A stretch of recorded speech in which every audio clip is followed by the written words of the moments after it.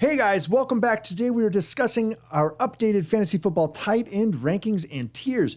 We'll show you how to win your league by winning your draft. Let's get started with this fantasy football podcast right meow.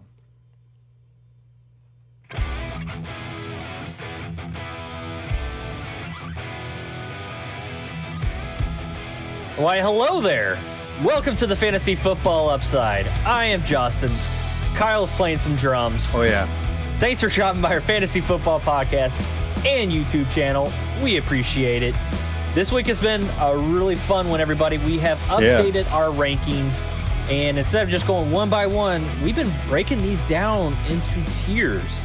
So this week, we've already hit you with our running back, our wide receiver, and our quarterback updated rankings and tiers. So today, that means we're going to give you our tight end rankings and tiers. So this is a lot of fun. We had a little bit of a news for us the last couple of days for Logan Thomas. Yeah. Come on down, getting paid like you should, man. That's one of those, I think one of the better stories out there coming out of college as a quarterback, trying quarterback for a couple years in the NFL and then switching to tight end. And getting paid at 30 years old, man. Yeah, breakout last year. He's super undervalued. Now. Like, it's ridiculous. So, yeah. I mean, well, Washington isn't undervaluing him. They're paying him. They're paying the man. Yes, they are. Pay that man his money. Yeah. So, yeah. Hey, guys, you know what? We don't undervalue him, actually, and you're going to see that with our rankings here shortly because we're going to throw them on the screen, and they're available over on our website. That's ffbupside.com, and you can head on over there, check that out. You can also get a copy of the Victory Draft Kit because, look, we're going to show you how to win your league this year by winning your draft first. We always talk about how you can't win your league on draft day, but you sure as heck can lose it. So we're going to show you how you win your league, and the first thing you got to do is win that draft, right? So you can do that by getting our draft kit. It's going to have all kinds of information in it that are going to help you. We're going to update constantly and consistently as we keep going through the off season here until draft season is over, and then the majority of our updates are going to be living on our website, actually, in our premium resources. We'll keep our rankings available to everybody, but we're going to have premium resources, and these are actually premium resources, right, Justin? I mean, these are things we've been working on these things all off season, making sure that we're bringing you awesome information and help you find players weeks before anybody else in your league is getting them. I mean, that's huge. That's how you win your league right there, everybody. Finding those gems that not everybody knows about, and then you don't have to, use a priority waiver wire or fab, you don't have to use all your fab because you picked them up a week too late. Yep. And I mean, it's just one of those things that you need to be there and make a couple moves, right? It's just going to take one or two correct moves throughout the season. You're going to make a lot of moves, but it's one or two correct, really good moves that are going to make the difference for you. So that's what we're going to help you with. We want to help you win your league this year, guys. We're going to show you how to do that. All right, so let's go ahead and dive in headfirst into the shallow end on these tight ends, right, Justin? Are you ready? Let's do it. Let's do it. All right. Here's our website. You can check that out. We've got our rankings living over there right now, and feel free to check them out, guys. Every time I see that picture, I just I love it so much. Yeah. Both of them are kind of stupid there. But let's check it out here. All right, so I guess I'll throw out my tier one, right? My tier one, I actually had trouble with the tier one because I wanted tier 1A and tier 1 sub. You could do it because I was kind of thinking the same thing. I was going to say the same thing. But I did cut it off at Kittle. That's where tier 1 ends for me. So I go the top three, and it's Kelsey, Waller, and Kittle. And I think that you can just easily say that it's Kelsey in a league of his own, and then it's everybody else, right? I mean, that's what it boils down to. You could have drafted Kelsey at the back of the first round last year and been correct. That would have been right. Because, I mean, I wouldn't pay that kind of draft capital for a tight end, but he performed as wide receiver 3 on the season in standard scoring. So number 3 overall, not a wide receiver 3. The number 3 wide receiver. Yeah, the number 3 wide receiver. And he was a tight end. Tight position. So that's pretty good. And if you're looking at our consistency and our power rankings and all that stuff, you'll see that the dude had, 11 elite weeks, 14 startable weeks. No other tight end had 11 Double digits. startable weeks. I think Waller had 10 startable weeks. I think it might have been 9. Yeah. But that was it. So he's in a league of his own. These guys are just plug and play. Kittle's the one question mark. He's coming back from an injury. And so you get him at a discount. And you know he's going to play his heart out and he's going to give it his all. And you're going to be fine with that, I think, in the end. So where would you put the tier 1 break? I'm right there with you. Into a George Kittle, my guy, one of my favorite players. Like you said, I just like the way he plays. He's going to leave everything out there. Yeah. You just kind of hope the touchdowns kind of come a little bit more. You always have to break a 20-yarder and just, take the life out of DBs on his way there. Yeah. But but it is one of those things where Kelsey is kind of on his own little island. If anybody is going to compete against him, I think it is Waller, just based off that sheer volume that he was getting last year, and I think that's just going to continue because it's not like the Raiders brought in a whole bunch of wide receiver dynamos. That just didn't happen. So that is our tier 1. We definitely agree on that. Yeah. So I'm going to go ahead and move over to our tier 2, Kyle.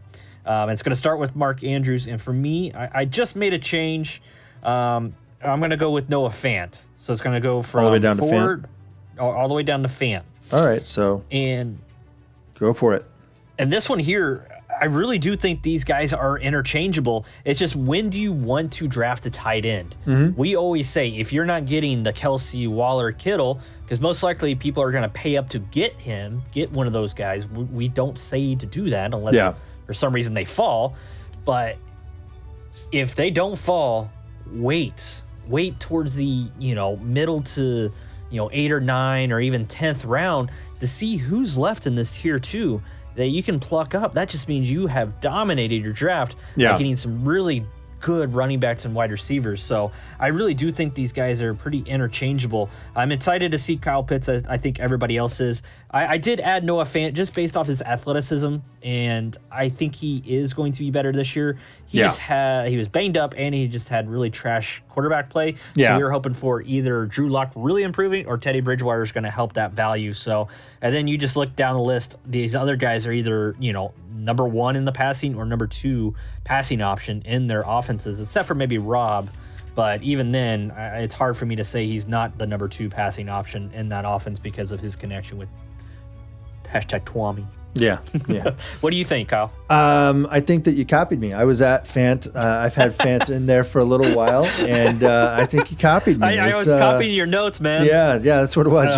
We were talking about it before, and you're like, that's a good idea. You make good points. I'm going to write that. Hey, how about you write that down? Yeah. Write that down. And so, look, I'm at the same spot. I have no qualms with that. I would just say that I think that actually tier 2, because tight end is so fickle, that really I'm not going to spend the capital it takes to get those first 3 guys, most likely, unless I see somebody fall a round or 2 past where they really should, which would be an absolute surprise, and I would love to jump on one. But most of these other guys are a little hit and miss to some extent. I have a few guys ranked lower than you do, and I have a few guys ranked a lot higher than you do. And so for me, it just breaks down to a little bit more in line with how consistent I think they're going to be. And that's just really what I'm looking for. Because like you said, I do believe that for the most part, they're fairly interchangeable. It's just a question of how often are they going to put up a top 12 week? How likely are they to get a top 6 week? And that's what it really breaks down to for me at this tier is I want that level of production. I'm not relying on tight end to win a week for me. I'm just not going to. But I also don't want them to lose the week for me. That's really what I'm concerned with. And so that's why I'm looking for guys who are consistently performing at least in the top 12 at the position, because the value at the position, it's all relative to that position. That's what matters when it comes to the draft here. If I'm talking about that's what matters with regard to selection of your tight end in the draft, who you're picking at tight end. Where you're picking them is relative value relative to other positions, right? Absolutely. And so that's why I don't pay up, because these guys, they're kind of a dime a dozen, really, because, there may not be a lot of them, but there's always somebody that you can pick up mid-season and it's kind of performing at a consistent enough level, staying healthy, and that's what you're looking for. So there usually is a tight end that is going to be in this next tier that does play into the to the tier 2. That was Logan Thomas last year. Yep.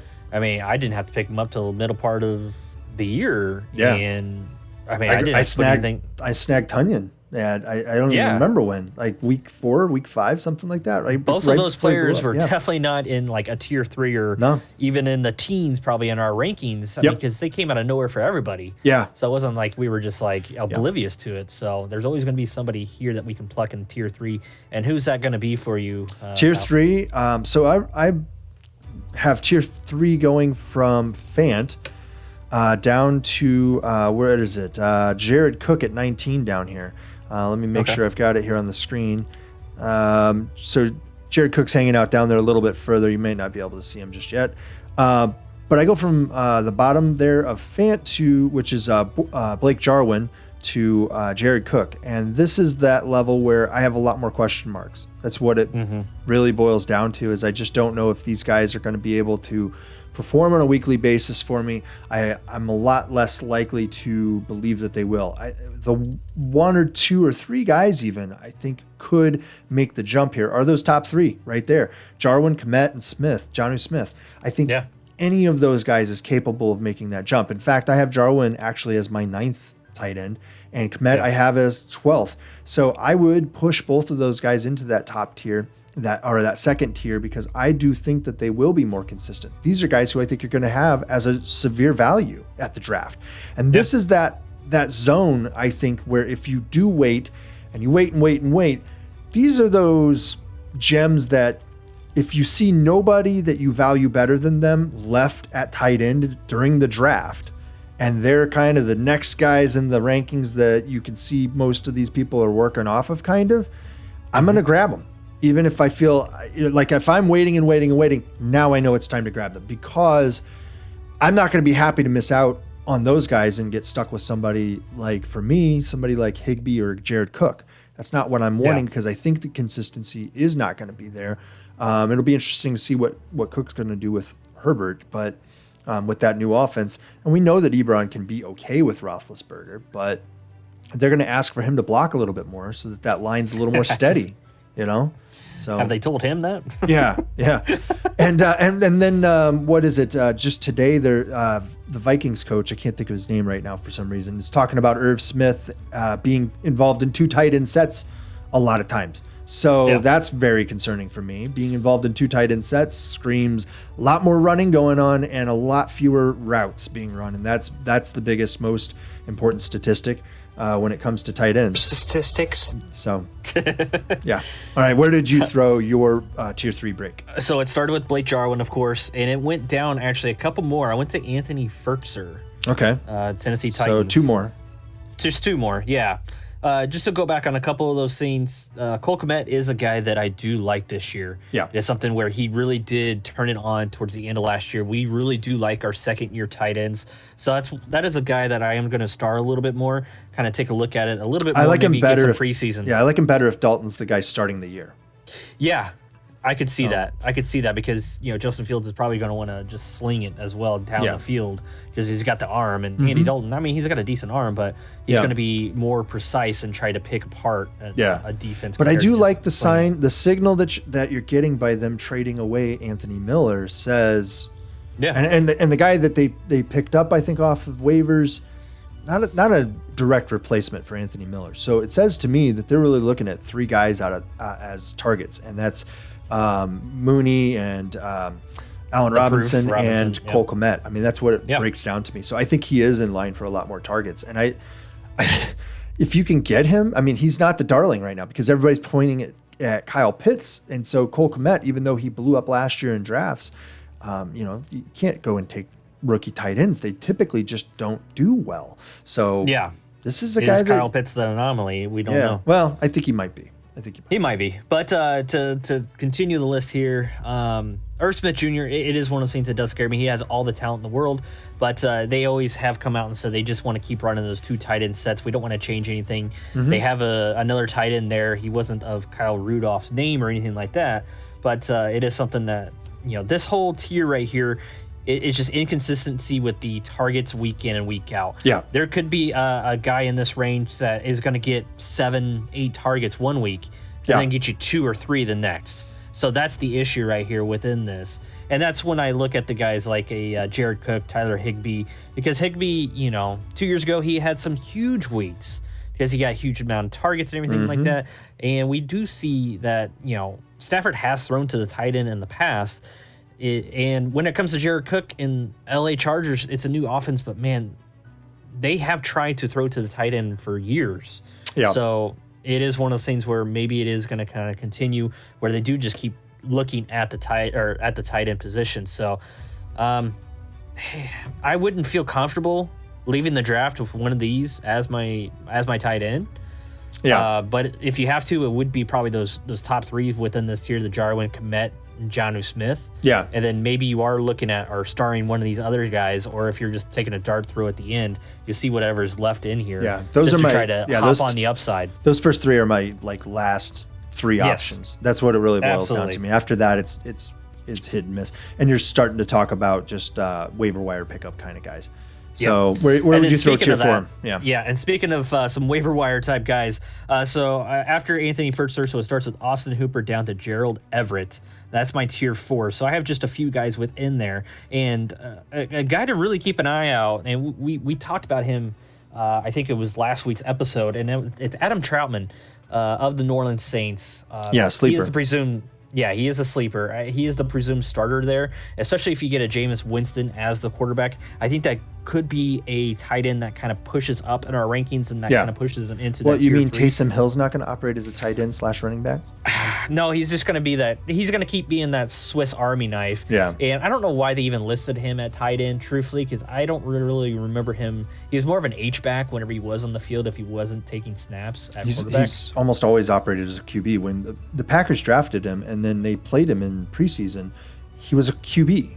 He was in the QB room. So, I mean, he's always been a QB. It's just, he's a running QB. And then just like a lot of these guys, man, they have flashed in the past. Yeah. And, it's crazy how far Evan Ingram has fallen since his rookie year. He was one of those guys that he actually did come out and was really good his rookie year. Yeah. He was the anomaly. Yeah. And then he's just been hurt, banged up, and he's got foot injuries. I mean, that's the story with thing you want for tight ends. That's the story with a lot of these guys. It's just banged up all the time. Will Dissly, man. Will Dissly is one of our. If you've been watching our channel, it's one of Kyle's favorite guys. It's just the guy can't stay healthy. Yeah, I mean, if he's on the field, he's a touchdown machine. But staying on the field is his problem. Touchdown machine. Yeah, touchdown machine. Jack Doyle is a guy that I do like as well out of this group, and I would push him up the board. But that's because I think that Goff is just going to target the tight end all day.